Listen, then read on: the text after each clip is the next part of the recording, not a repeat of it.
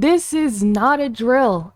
I know, after hearing about it for so long and just never seen any sight of if I was going to get it or not, I'm actually surprised that I did. Hello everyone, my name is Ann Eldis, back with another video, and today I am going to give a quick little review or just first thoughts on the Steam Deck that I finally got after waiting for literally over a year. But as luck would have it, I got an email a few days ago saying that email from Steam to finish out the purchase, which I did.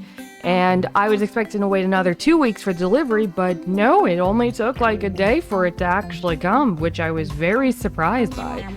But also, I waited over a year for this fucker, so I mean, the least they can do. So, here it is. My Steam Deck, as you can see, it's turned on. I don't know if you guys can hear the fan that's running right now. It is a little warm, but here it is. Live in living colors. I am generally surprised that I'm still holding this. I'm still processing this because, let me just move the camera a little bit. Yeah, that did not help. Because, yeah, this is, yeah,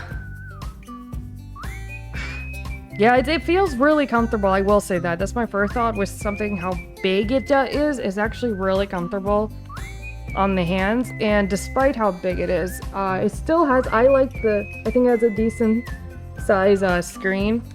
Got little Sensi pads on both ends, arrow keys here.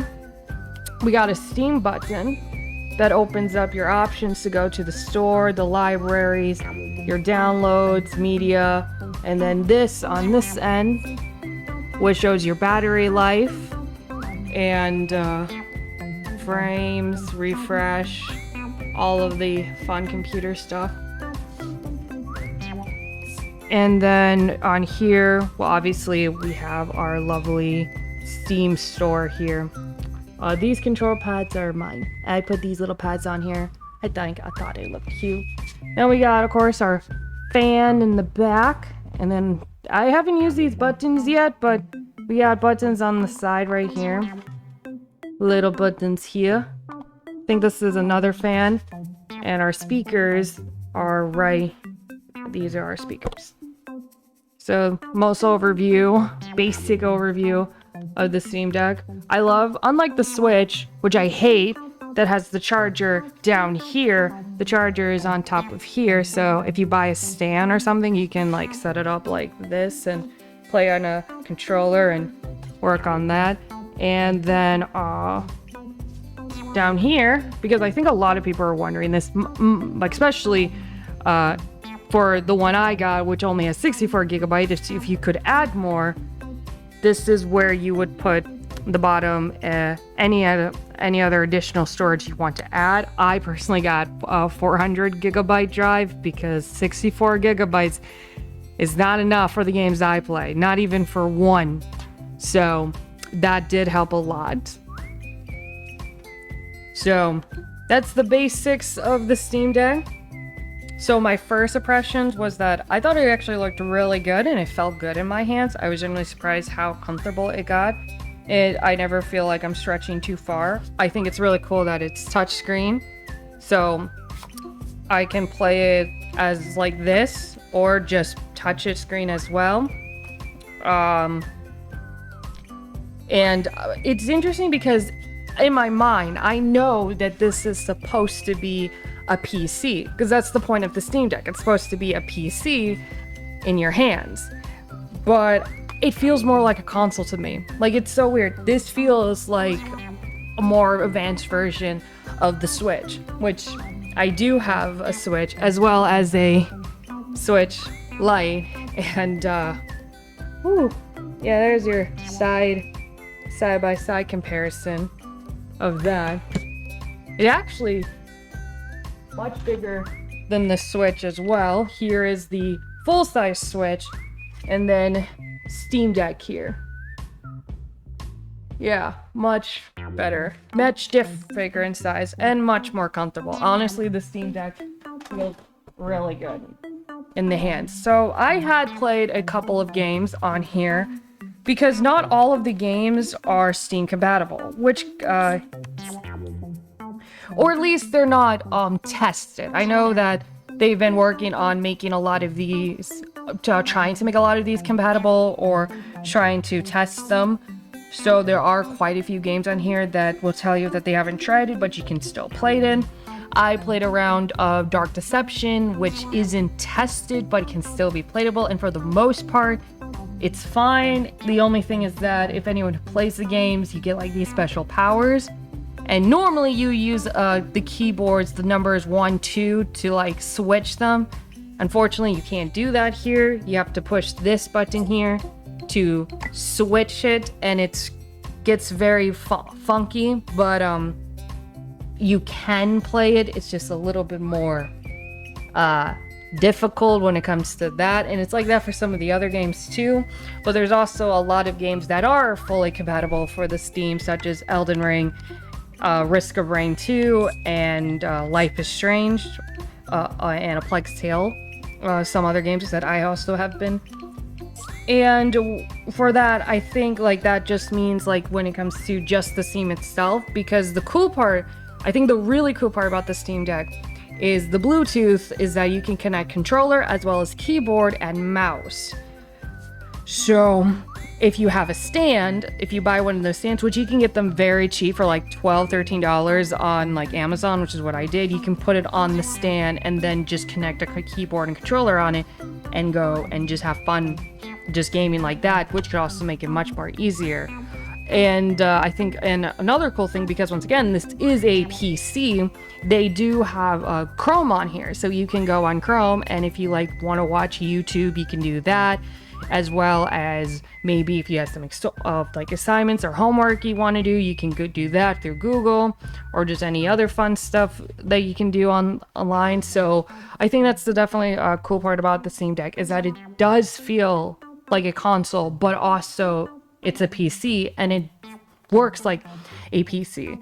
Though the Steam Deck has its own iOS, you can uninstall that and then reinstall Windows 10 or 11. I heard for the Steam Deck it's better to do 10, because I don't think 11 was actually fully out when the Steam was first announced. So 10, I heard 10 is better for the Steam Deck, but you can have either or. And then after that, you essentially have an Xbox One in your hand. You then really have a console on you, because then if you have Microsoft, if you have Xbox, then you can just do Microsoft PC Game Pack and get all of those, as well as all the games on Steam, as well as all of the other games, I guess, from if you play like Overwatch, Fortnite, anything from Activision or League of Legends or Minecraft or anything like that, which once again, it is really cool. Even as the Steam iOS, I still don't feel like I'm missing out on anything, because I have such a great variety of games on the Steam Deck. So a few things I will say that it is about the Steam Deck that I noticed that gets really frustrating is, and you can probably see in some of the clips that I have with recording, where I'm trying to like slide up or down, but then it just like moves it does something other, because it's very sensitive. And then the keyboard, you don't notice this so much on the Steam store itself. This is more when you go onto Google itself. So this is YouTube popping up. I pushing the search, keyboard don't come up, so gotta do that. And then I'm gonna push that, so you can see that YouTube gives me the options here. I'm gonna try to push one. I can't push one because the keyboard's up, so I have to do that and then do that. So yes, it's so on some things it does get not too big of a nuisance, but noticeably irritating after a while. I guess this is something that would be easier if you were to connect a keyboard to it or something, but still, I feel like that should have been something that could just pop up automatically, but that's just me. Also, I do believe for something that's been out for a while or something, they should have at least tried to make more of the games Steam compatible. I feel like a lot of this should have been done before they released it. I feel like that was kind of strange that they didn't. But once again, they do tell you what games are available, what games are not available. They do have the sensors, and I once again do believe they're working on it. And I also heard they're working on dual boosting, so you can have the iOS as well as Windows on it. Not for sure what's going on there. But those are the main points of it. I'm not acting like I'm a big tech critic reviewer or anything. I'm not. This is just me giving my just basic ass thoughts of it as someone who loves gaming, who is excited for this and waited a long time for this. So for someone who has waited a year, a month, and like 2 weeks for this, do I think this was worth it? Was it worth the wait? I guess I should say. So far, because I haven't had it for long, but so far, yes. I love this thing so much. It's not perfect. It's definitely not perfect, nor did I thought it would be even ordering this thing. But I think I'm like not disappointed at all. There are a few things that are like, like the keyboard mechanic is kind of funky. The sensitivity it gets annoying. And sometimes the games that I have to work with that aren't Steam compatible yet, I feel like should have been done beforehand.